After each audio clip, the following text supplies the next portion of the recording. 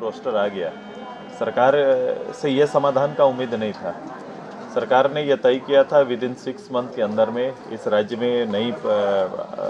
हम लोग पॉलिसी पे आएंगे,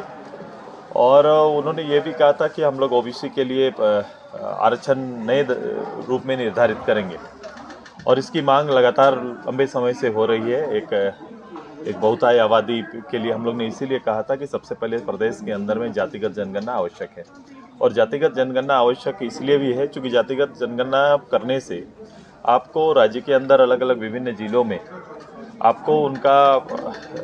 मूल स्वरूप, उनके जो आधार हैं, उनके डिमांड के आधार है, और कई ऐसे वर्ग जो छूटे हुए हैं उन सभी का एक आकलन आ जाएगा, और उसी आकलन के आधार पर अब चूंकि ये विषय नहीं रह गया कि 50% से ऊपर नहीं जा सकते हैं, चूंकि 60% ऑलरेडी रिजर्वेशन हो गया, तो सरकार को अगर ओबीसी के लिए न्याय करना है तो तुरंत से तय करना चाहिए, और ओबीसी के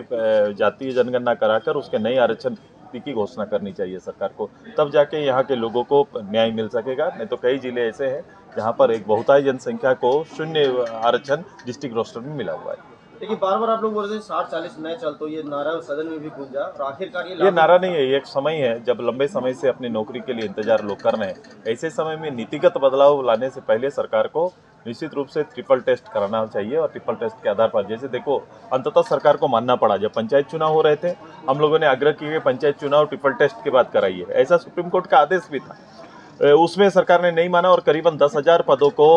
जो इसमें ओबीसी को आना था उसको आने नहीं दिया, वैसे प्रतिनिधि चुन के नहीं आ पाए। बाद में जब नगर इकाई के चुनाव का समय आया, नगर पंचायत का चुनाव का समय आया,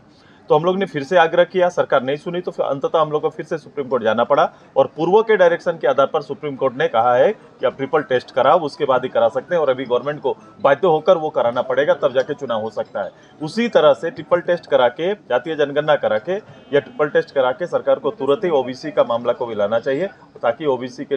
जो हैं छात्र हैं उनको अवसर मिले। दादा, हाउस में प्रॉपर जवाब नहीं मिल पा रहा है, आप लोग सवाल